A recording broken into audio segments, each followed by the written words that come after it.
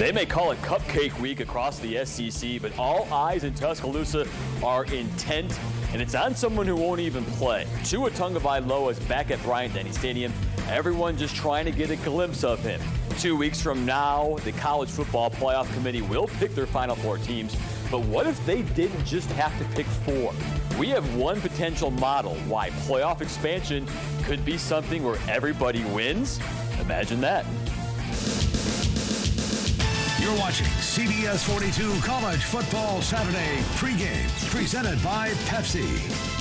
All right, always known as Cupcake Weekend across the SEC and a dreary day across the state of Alabama. The Crimson Tide in progress with Western Carolina up 24-0 early in the second. And Auburn hosting Samford, a little rainy there on the plains of Auburn. They're up 14-0 early in the second quarter. And it's been a hot minute since Mike Johnson and I have been in the studio together. You know, Mike, it was back in the good old days, Tennessee week, when the biggest problem Alabama had was a Tua sprained ankle. Yeah, it definitely was. It's crazy to me that we're staring Thanksgiving in the face. It seems like this season has absolutely flown by, but I'm happy to be back here in studio with you. It was a moment last weekend for Crimson Tide fans that almost did not seem real. Tua is not getting up. Tua's helmet is off, and he is not getting up. He is down on all fours. His helmet is being retrieved by Alex Leatherwood, the trainer setting the world land record running across the field in blazing speed. Hopefully that's just... The way that it looked, everyone knew no way was this a minor injury for Tua. He took a helicopter to St. Vincent's Hospital in Birmingham where they confirmed the absolute worst. Diagnosed hip, or dislocated hip, posterior wall fracture, done for the season. But all that football talk became background noise, and it really captivated the entire Alabama fan base. Just what this quarterback has meant to this fan base and this team in particular, even off the field. Tua was so upbeat. He was playing the ukulele in the hospital. He was dancing. Everybody's wondering, how can a player with this big of an injury be that positive? He flew to Houston Monday morning, successful surgery. The best news was his long-term prognosis is good. He's in much better spirits. Every fan is thinking about him, and even the coach talking about what a great person he is. Just like any time you lose somebody in your family, for whatever reasons, everybody in the family is hurting. So I call him on Saturday night to cheer him up. He cheers me up. I don't think there's any way that any of us can say we won't miss that spirit. You know, the first thing he says to me last night when I tell him good luck in your surgery tomorrow is he said, well, I just can't wait to get back and see the game on Saturday. Well, no matter what happens with Tua's future, with or without Alabama next season, records galore for number 13. Passing yards didn't quite pass A.J. McCarron, but he could maybe have reached 9,000 and surpassed A.J. Of course, total touchdowns, a record that seems like it'd be impossible to be broken. 96 total to be accounted for.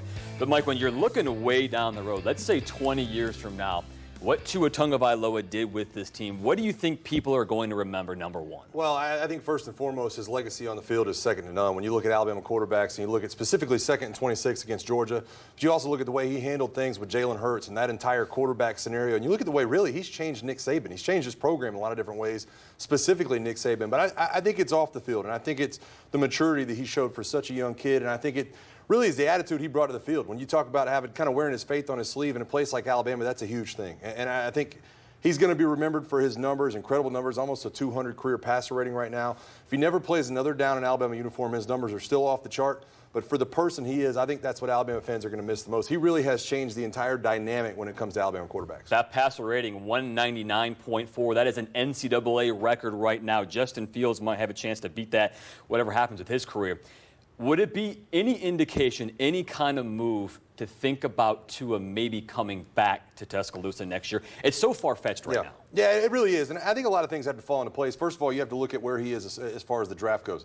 He just got out of surgery. How is that rehab process going to go? Are there going to be any hang-ups in that rehab process? And not to mention, you know, he has just about a month and a half to make a decision on hiring an agent. You know, those are kind of things that are going to have to fall into place. He's going to have to make that decision about his hip very quickly after this surgery. Do I go out and hire an agent? Do I not do that? Do I wait till I'm farther along in the process? He can't do anything on the field, but he can start to have those meetings if he does, in fact, hire an agent.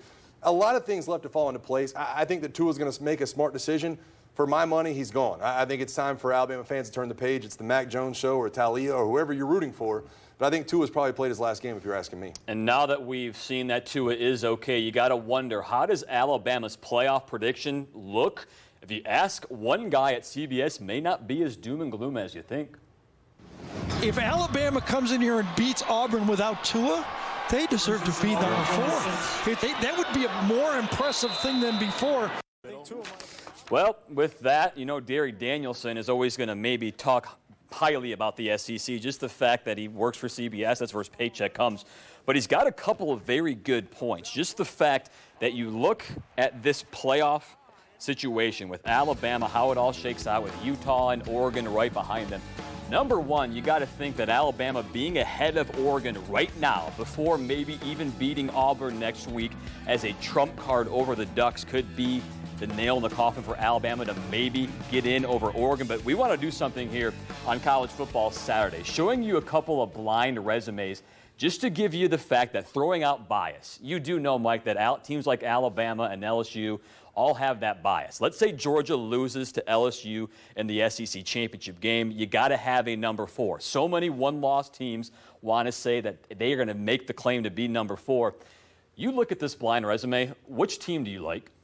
It's tough to say, right? Because a loaded question. The first thing you do as an Alabama guy and myself, I start looking at it going, okay, which one's Alabama? Right. I got to stand back from that one. I think it's very clear and very evident to myself which one's Alabama.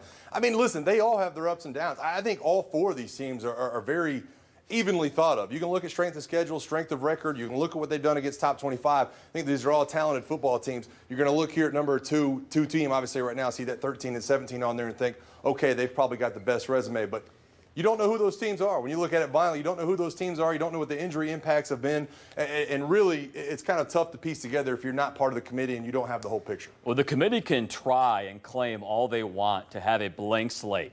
Alabama is the same as Minnesota, who is the same as the next team out there. But in reality, it's going to be very difficult for them to look at teams that they think in the back of their mind they're great recruiters. Historically, they're really good. We're going to show you here just who these teams are, of who these blank resume teams are. You're going to be very surprised at the one team as ranked wins against 13 and number 17. It's Penn State. Yeah. They're ranked number 8 behind Oregon and behind Utah. Yeah, and listen, Penn State's a very good football team. Guess what, though? We're about to find out a lot more about Penn State right now. Ohio State and Penn State have already kicked off, and that's the nature of the beast. To me, that's the game that Alabama lost against LSU last weekend. Penn State already has a couple of dings along the way. Now they're playing their LSU game, and Bama didn't slip up along the way. They didn't lose to a Minnesota along the way. Now, they haven't played a Minnesota, as you can see by the track record, but Penn State's going to have that opportunity. You see the good wins, but you see the bad loss as well, and you start to piece some things together. That's the thing. I mean, if Georgia were up on this, you would say their resume, oh, man, they beat Notre Dame. They beat Florida. They also lost to South Carolina. Mm-hmm. So it's kind of, you kind of have to weigh things out and really see what the resume is and how good they've been, but also how bad they've been. The committee makes it clear. They value big wins over bad losses, number 1. Yep. And eye test is also number 2. But you look at a team like Oklahoma, who the committee does not like this team. You can tell they don't like Oklahoma, they don't like Baylor, they don't like Penn State, and they don't like Minnesota. Is the Big 12 out in your mind unless massive chaos happens? I think they are. And it started last week. When you saw Oklahoma come out at number 8 in the rankings last week, you kind of scratch your head and think to yourself, man, why is Oklahoma so far down? They've got Jalen Hurts. They've done a number of good things. But you're right. The committee does not seem to like them. Big, huge comeback from behind win last weekend, 28-3, I think it was at one point against Baylor. They jumped one spot. It's like, oh, man, how much grit did they show? How much talent did they show down the stretch? They jumped one spot. And it was a good, undefeated Baylor team that they beat. They jumped one spot. I think the committee has kind of set sail in the Big 12 for now.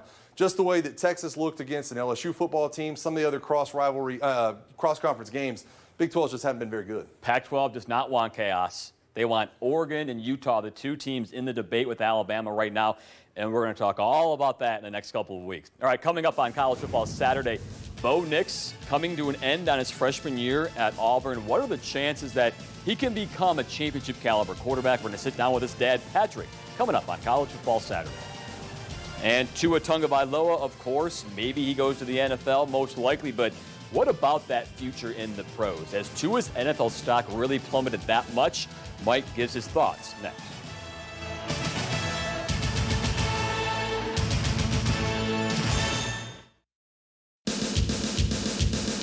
You're watching CBS 42 College Football Saturday pregame, presented by Pepsi. So Bo Nix will have 2 more seasons at least on the Plains before he's draft eligible, even thinking about that. Freshman season has been up and down, 2,000 total yards, 13 touchdowns, 6 interceptions. And the connection with his dad, Patrick, is the one story everybody loves to gravitate to.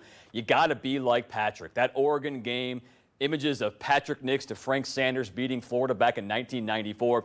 It's a lot of pressure for Bo and a lot of pressure for the family. Simone Eli talked with Dad Patrick earlier this season. Coach, first of all, just congratulations on all the success from Bo and for your entire family. Just how have things been for you personally to this point? Very fast. It's been between my season, Pinson season, and with Bo and Auburn season, and everything that is going on with the whole family. I mean, it's not just Bo, it's the whole family, and life doesn't stop. How different has this been for you being in the stands and seeing Bo on the field, a perspective that you haven't really experienced to this point? It's been good and bad. Obviously, I guess the good thing for me is I've been an Auburn fan for a really long time, so for me, that part of it hasn't changed. I'm sitting in the same seat that I've sat in for, many years with Bo being a recruit, now Caleb being a recruit. It is different because, now it's yours out there kind of doing it and watching it, and it's different because I'm not the one able to call the plays and to make corrections and to get on him and all that kind of stuff. Take me back to the moment that you found out he was going to be Auburn's starting quarterback. A lot of emotion. I guess months later, I was in the staff room. We were actually having a meeting. We knew it was coming. We had already sort of been prepared. We knew for about a week. I did. As being a coach, I'd known. You can tell by reps at practice and what's going on. For him to call and verbalize it was pretty special. I was in a staff meeting, or actually a position meeting. We were watching video, and he had told us going into that day that I think he's going to tell me because we got a press conference this afternoon, and he said he was going to do it for the press conference. So I left my phone out, which I normally don't, but I knew that he might call, and so when he did, it was a very proud moment, very thankful. And I guess as a dad, most parents will realize that when you do something, you invest in something so long, not for me, for him, when he has invested in so long to watch your kids reach their goals. And it's not just him. I mean, it's my daughter about to finish nursing school, and all that. When you see them reach their goals, it's for me, it's an emotional thing because that's my life. How do you survive Friday nights and then Saturday travel and just the emotions? Krista, my wife, says it all the time that football is what we do, it's not who we are, and it is a big part of our life. Obviously I coach it, that's how I make my living, and I love it, and my boys play it, my girls know it. And I think our big thing is we're really trying to just enjoy it. Really just enjoy the ride and enjoy what's going on, be thankful for what God has given us. And we hear from others that this negativity or this or whatever, I don't listen to any of it. I don't have any social media. I don't look at social media. I don't care about social media. We're not trying to please people. We have an audience of one, and that's Jesus, and we do what's right through his eyes, then we're doing just fine. Oh, the emotions are clear, and emotions can be a good or a bad thing for a quarterback. What do you think, Mike? From what you've seen from Bo Nix this year, does he have the moxie and the aura to be a championship caliber quarterback that everybody needs him to be? I think those are his 2 best assets. When you talk about Bo Nix, the moxie is everything for him. I mean, he's not being asked a lot to kind of make plays in stride. It's almost as if you were watching Mac Jones today and he didn't have the 4 receivers that he had. What else would Mac Jones have to do? He'd have to break contain, he'd have to roll out of the pocket, have to make plays with his legs. That's what Bo Nix is being asked to do. That moxie, that aura, that gamesmanship that he carries, I think is his biggest part of his game. And I think he's done all he needed to do this year. Now, are his numbers eye-popping? Absolutely not. I think we're right around 13 touchdown passes, maybe 6 or 7 interceptions. But the plays that he has made have been game-changing plays, specifically with his legs. I definitely think he has the character and the makeup to be able to eventually take this Auburn team to a championship. And you know what everybody wants to see? Is Bo Nix going to have to be a runner, or can they throw it 50 times like they did in that Georgia loss 21-14? Bo the runner, Bo the passer will be very interesting to watch next year. Tua Tagovailoa really didn't have to be a runner during his Alabama career. He was so good throwing the rock. Does he have the kind of NFL future that every Alabama fan knows and thinks he deserves? We discuss that next.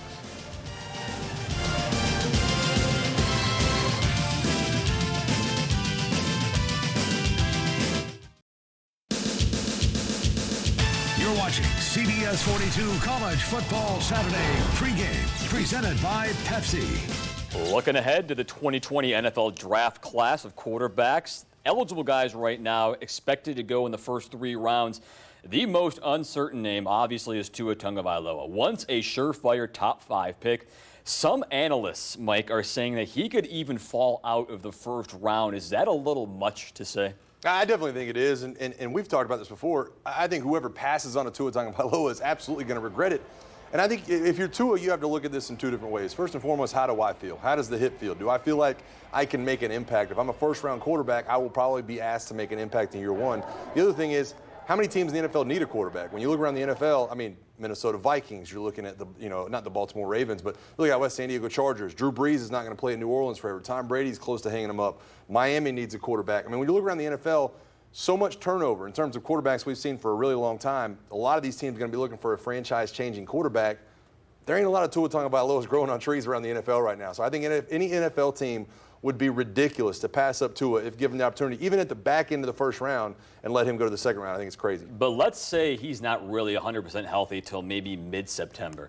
Is it realistic to think that he can make any kind of contribution his first season? Well, I think you have to be careful if you're in the NFL. First and foremost, if you're drafting in the first round, you're giving him $20+ million of guaranteed money. You're saying, hey, listen, maybe we don't need him to make an impact right away. Maybe if you are, a New England Patriots or something, you're letting somebody else start it. Jarrett Stidham start the first half of the season, bringing Tua Tagovailoa on.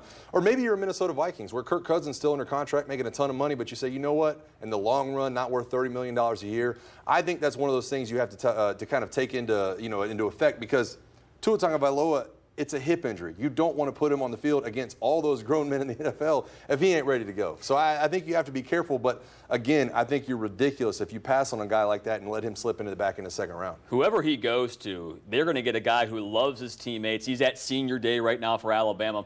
Also senior day for UAB at home against Louisiana Tech. And it's going to be an emotional one just because of what these players have meant to this program. They were practicing against each other for 2 straight years, didn't even get to play a football game. Now they're breaking records in the school. They're winning conference championships. And today, if they beat Louisiana Tech at home, they have a chance to win the conference. And they've never lost at home, right?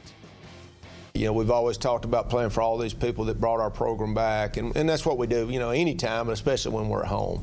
And the significance of looking up there and seeing that championship banner, we've looked at that, and we looked at those bowl games, and, that solidified us going to a bowl.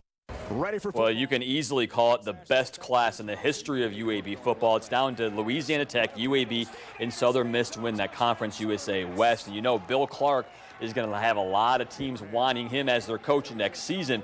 As for Gus Malzahn, who would want Gus to be their coach if he did choose to leave Auburn? Coming up next, reaction or overreaction, should Gus leave Auburn on his own? We'll see you after the break.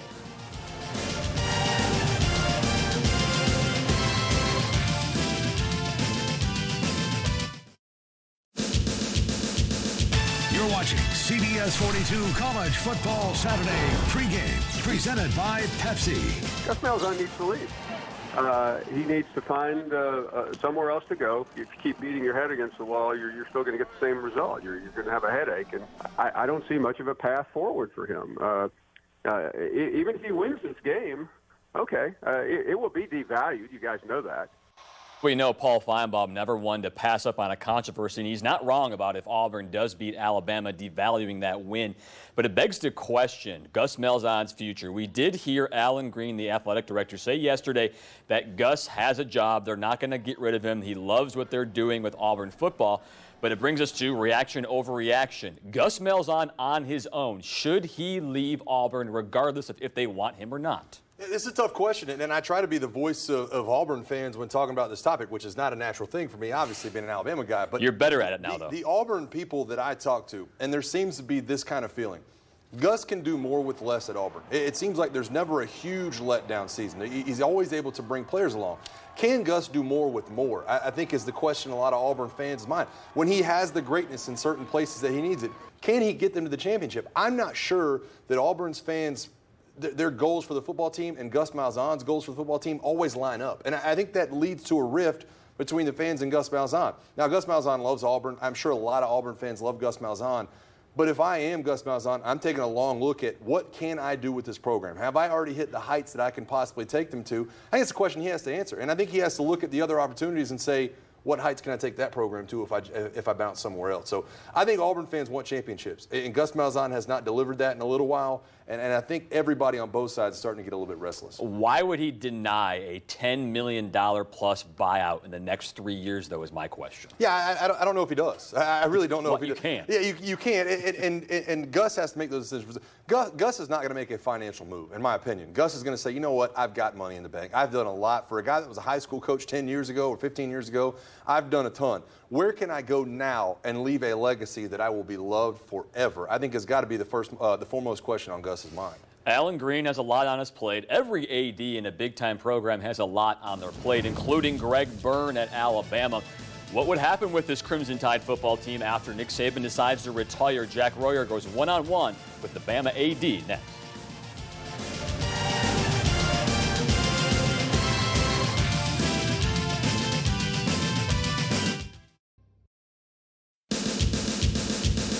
You're watching CBS 42 College Football Saturday pregame, presented by Pepsi. Well, Greg Byrne getting a nice pay raise at Alabama after this year. Makes $980,000 right now per year. Going to go up to $1.3 million next year. They got him through 2026.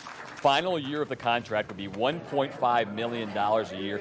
And before you go saying that is way too much to pay one person, it is a pressure-packed job. Do you realize that Alabama, as a program in athletics, brings in $177 million per year to the school? He's got everything on his plate and a lot to pay attention to.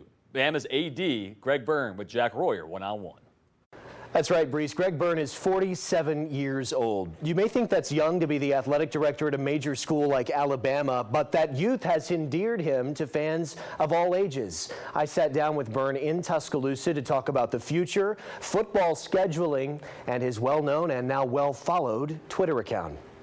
When you got hired, I was a student here, and I remember my friends saying, wow, this guy has a Twitter account, which was a big deal back then. What led you to think it's good for me to be on Twitter telling fans why we charge what we charge for water, for example? It gives you an opportunity to talk directly to your fan base. I do not look at every tweet. I do not respond to every tweet. One of the things I like is I like to laugh.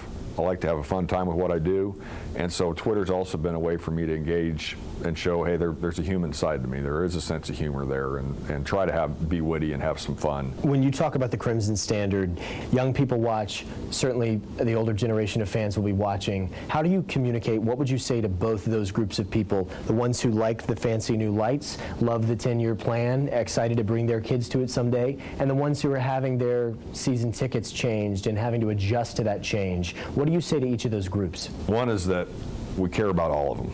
Obviously, that doesn't mean when you have an organization like our athletic department that you can keep everybody happy 100% of the time. And what you have to balance in the decision making is what are the best decisions that we can make for the long-term health of the organization. Evolution and change isn't inevitable. You cannot continue to just stay the same in what you do.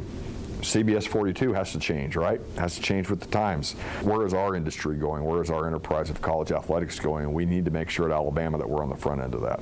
Help our viewers understand the scheduling process and why New Mexico State is here versus a Samford or even a UAB. Mm-hmm. So we're trying to change the model right now. As you've seen, we had normally had the neutral games.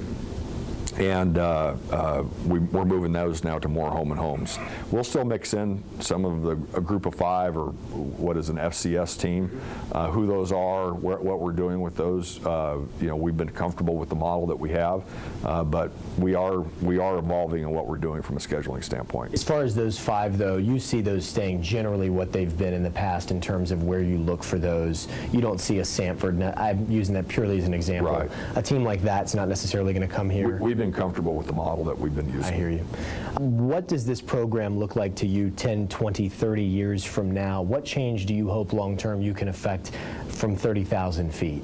I want to make sure academically our foundation, our performance is very strong, and we got good people that are doing that. We want to make sure that we're following the rules, that we don't put our program in jeopardy that damages the credibility of our university, of our athletic department, of our fan base. Student-athlete wellness, the focus on mental health. Back in my day, you didn't talk about that a whole lot. There wasn't a focus on mental health. It just wasn't embraced like it is today, which I'm really glad that we are. How are we preparing and making sure the resources are there? Those are things we're going to continue to try to do, and then ultimately what it looks like, 10 years, 20 years from now, and I'm young enough, I hope I can be here for a long time. That's the goal. That when my time comes to an end at Alabama, that people say, hey, he's done a good job, and he's made a positive impact on the university. Now, if you look at Alabama's future schedule, there's no doubt they're changing up how they do things, as Burns said. Gone are those neutral site games that have dominated the past 10 years. They're being replaced with Power 5 home and homes. That's why starting in 2022, the Tide will travel to Austin to take on Texas, a team they've met several times before. Alabama will be on the road first in all of these series and then play a home game in the following season after these years. In 2024, the Tide go on the road to Wisconsin. Then in 2025, it repeats itself again. Florida State, home and home, starts in 2025. 26, they've got West Virginia. That game starts in Morgantown. That series does.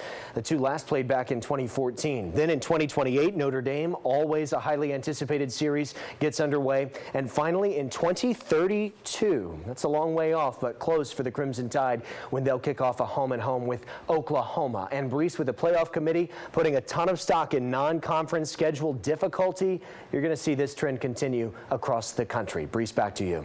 And we did hear Greg Byrne talk about group of 5 teams and really scheduling big-time opponents. These 4 are certainly doing it. USF, of course, going to play Alabama, a 2-for-1. And look at those 2 Florida teams they're going to play as well. They've got to do this, right? There's nothing else a group of 5 can do. They can complain all they want. They have to do things like this. Well, I mean, what's the downside? If you're a USF and you look at it and say, okay, what's the downside that's going to happen here?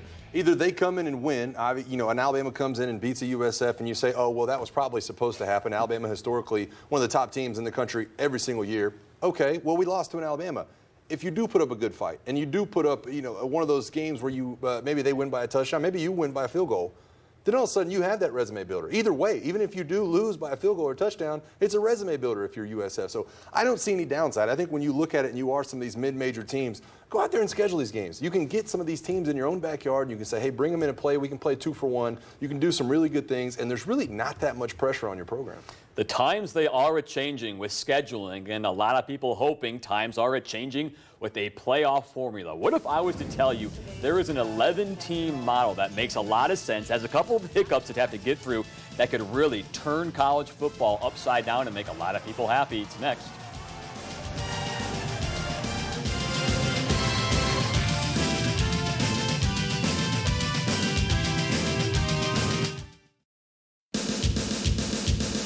You're watching CBS 42 College Football Saturday pregame, presented by Pepsi. So I just heard something interesting in our commercial break. Mike, you're telling me you're now a fan of playoff expansion? I have been for about the past month. And listen, when they initially came out, they were going to have a playoff. I hated it. I was like, it should be an honor to be included in this BCS. Why are you going to go to 4 teams? Should only be 2. Now that it is 4 teams, we're starting to live with it. I'm comfortable going to 6 or 8. And I'll tell you why. I look at a team like Georgia. Georgia, to me, is one of the best teams in the country. If they lose to LSU, they're left out of the dance. I don't think that's fair. I think 3 teams in the SEC, in my opinion, are part of the best 4 in the country right now. You say 8 teams. What if I told you there was an 11-team model that can make people happy for the most part? How would it work? Well, you'd have all 5 Power 5 champions get in. They would all get a bye in the first round. It's exactly like the NFL model is. Then the next 5 highest-ranked teams, say it's a playoff ranking, a BCS ranking, they all get in. And then the number 1 highest-ranked group of 5 champion also gets that 11th seed. So we're going to break this down for you step by step and what that would look like if this season in 2019 ended right now. Let's say 5 conference champions. In the SEC, we have LSU. ACC is going to be Clemson, Big 12 Oklahoma, Big 10 Ohio State, and Pac-12 Oregon. You're on board so far, right? I'm definitely on board. And this erases the how good is my conference. It erases things for Oklahoma. Hey, win your conference, get into the dance. It erases that kind of thought of saying, how good is my conference? Is the Pac-12 good enough? Is the Big 10 good enough? The ACC is so bad right now, but guess what? Clemson deserves to be. I'm great with this so far. Speed bump number 1. You have to get rid of conference championship games. Maybe we'll discuss that in a minute. Let's say LSU and Georgia were both undefeated, didn't play. Let's say Oregon and Utah were both undefeated in their conference and didn't play. Who's the champion? They're co-champions. Back to the days in the 90s and the 80s. But whoever has the highest ranking, call it BCS playoff ranking, they get the bye. Both conference champions, they both get our champion. One gets a bye. How do you feel about that? I like that to an extent. I think you're going to have some really disgruntled teams that are saying, we're undefeated. We're co-champions. Why aren't we involved in this? And I think there's a way to still play the conference championship game, take out a cupcake weekend, move the conference championship games up to this coming Thanksgiving weekend. I think you can still work it in there, but I think you're going to have some disgruntled teams if they're undefeated and they're not getting that bye into the second round. There's ways to get around that. We'll talk about it in a second. Okay, next step is at-large teams. There's 5 of them in the Power 5 who would be at-large. You mentioned somebody like Georgia. Why don't they get a shot? The loser of the Pac-12 championship game, why don't they get a shot? Heck, even in the winner of the Pac-12 championship game. So, using the 2019 model, if your 5 conference champions have the bye in the first round, how about your next 5? As of right now, it's Georgia, Alabama, Utah, Penn State, and Minnesota. Now, the 11th team would be Florida, ranked number 11 right now, but you have to give one bid to Group of 5 to make everybody happy. What do you think? I think what's still interesting about this to me, you're still going to have conferences that are bickering. The Big 12 saying, oh, how come we can't get a Baylor in? We can't get an Iowa State involved in this because Georgia and Alabama are so far up at the front. But listen, I think this gives every conference the opportunity to at least get in the dance. I think you're minimalizing the gripe. And me, a guy that didn't like the playoff at first, I think we're headed in the right direction if this was something we could get done. You're always going to have people who can complain. The goal is to minimize the complaining and give everybody a decent, fair shot. So what would that bracket look like? Well, obviously, it would be the seeding 1 to 11 right here. And you're going to go strictly by top 5. Again, conference champions, they get the bye. And then you go straight down the list of rankings after that. This is the way it would look in 2019. So you're wondering about a bracket. Here it is. This right now would be your wild card type weekend, conference title weekend right now. This is your Heisman weekend or the Army-Navy weekend, playoff weekend, national championship weekend. 1, 2, 3 are going to play the teams in here. 4 and 5 are going to play each other. I think, to me, and we didn't even bring this up earlier, the most intriguing part of this is there's that gap in here where these teams can still go to a bowl game. And the best part about that, can we play these games at home? Can we do that? I think you'd have to. Can we play this? Utah comes to Happy Valley. Can we go Georgia and Memphis? There's a home team in there. This Minnesota comes to Alabama. And exactly. Then all of a sudden you're playing 2 of those extra home games. All of a sudden those cupcake games don't mean as much for the home gates for some of these teams like Alabama saying, boy, those home gates, the TV contracts, guess what? All of a sudden we're blowing those numbers up and you're saying, bring it on, baby. If I'm Oregon and I'm up in Autzen Stadium, I'd love to bring in Jalen Hurts in Oklahoma. Bring on that home game for me. You say that's the best thing. Here's what I think's the best thing. You lose wild card weekend, you lose the second weekend, you still go to a bowl because that's the beginning in the middle of December. These teams are going to advance, right? You play in a New Year's Six Bowl. If you lose the first 2 weekends, it doesn't matter. And if you are in this second weekend to start, you're never going to play more than 15 games, which everybody hates right now. Yeah, and to me, and this is not something you've even brought up, but I'm telling you right now, if they could get rid of Cupcake Weekend and back everything up, that would be the best part to me. Get rid of this Cupcake Weekend. We don't have to see Alabama blow somebody out by 50 or 60 points. We can actually see meaningful football games. You may be wondering who came up with this model, right? I can't wait to hear. Jim Harbaugh. I'm sorry. Notice Michigan's not in this, by the way. Oh, my goodness, right now. I'm taking it back. There was a national article that he said, hey, here's my idea. Tons of speed bumps, but I thought something very interesting with what it could look like if you tweaked it, you got rid of Cupcake Week or changed the conference championships. Yeah. We'll talk about an SEC championship weekend, by the way. But a lot of things have to happen in the meantime. Predictions coming up next on college football Saturday, the second to last weekend of the season. What does Alabama need, and what do these conference championship games look like? We'll be right back.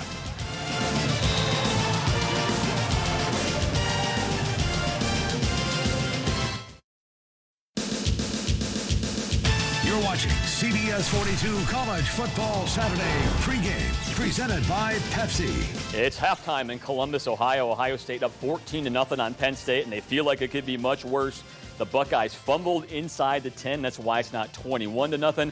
Ohio State proving they are maybe likely the best team in the country, but there is more time to go in the college football season and a crucial week in the SEC on CBS 42. Georgia and Texas A&M. It's a game that Georgia already has the East locked up, but there could be some speed bumps along the way. Weather could play an issue at home at Texas A&M, but can A&M keep it close? Can A&M keep it close, I think, is the biggest question. I don't think they can. If you're a Georgia fan right now, you're holding your breath every time Jake Fromm gets hit, every time a lineman gets rolled up, every time something happens. You're just saying, please get us through this game and next week and stay healthy into that SEC championship. They're going to need all hands on deck to play LSU. Close first half, not so close in the second half. Georgia is ready to win this SEC. What a battle it's going to be against LSU in Atlanta.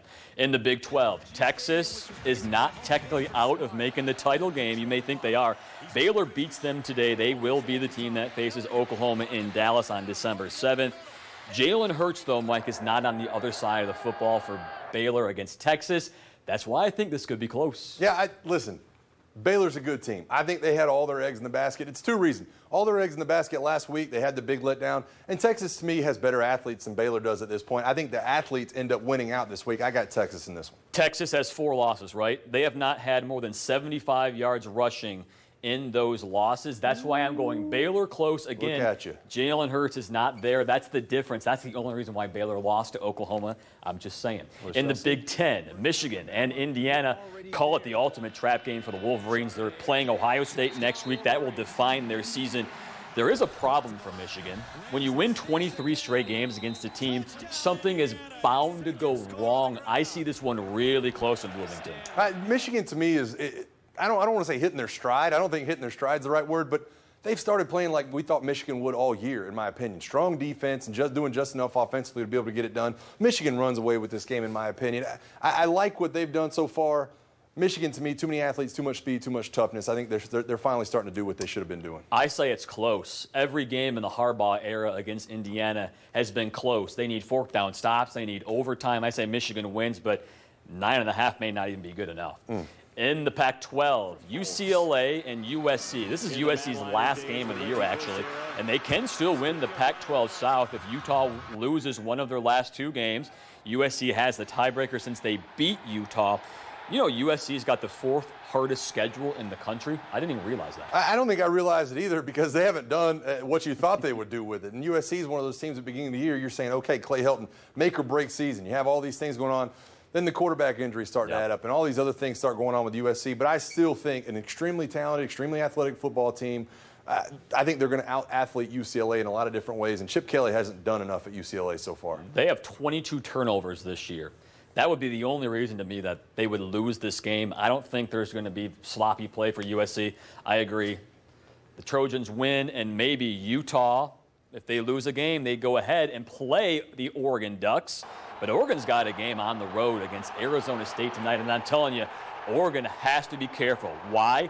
They've lost 3 of their last 4 in the state of Arizona, and this thing means everything to them tonight. A lot of pressure. I don't follow a lot of these Pac-12 storylines. I got to be honest with you. But it seems like every single season, Oregon plays an Arizona team at the very end of the season. And they lose by 20. Always seem to, and it's always when they're in national title contention. Always when Oregon needs that huge win, it's always like they come up short in these huge games. And I'm going with Oregon, obviously, in this, and I'm getting long-winded. I'm sorry you're not making your pick just yet. No, but I like Oregon in this game. It frightens me to say that I like Oregon as much as I do. 14.5, I don't know if that gets it done. Biggest Herm Edwards fans in the world today come in Tuscaloosa. They need the Sun Devils and their coach to beat Oregon to have a chance to solidify themselves in the playoff.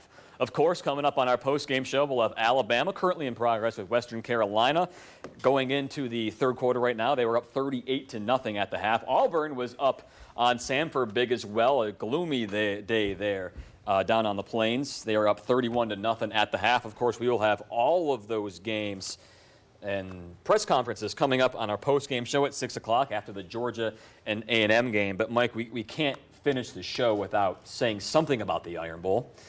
Alabama's going to probably be about 2.5-point favorite. Does that sound right to you? Is it weird that I'm excited to see what Mac Jones and Steve Sarkisian put together for next week in the Iron Bowl? I feel like we go back to the Jake Coker, Derrick Henry era. I think it's going to look a lot like it big back in 2015. I think it's going to be a great game to watch. I can't wait to see it turn on. A lot like Lane Kiffin, what he did with Jalen Hurts when he was young and new. Put him in spots to be victorious and gain yards and allow your offensive playmakers who are awesome to do their thing. As for the Auburn Tigers, they've got every emotion to play for in this game. Plenty more on the Iron Bowl and this Cupcake weekend coming up on the postgame show at 6 o'clock. We'll see you then.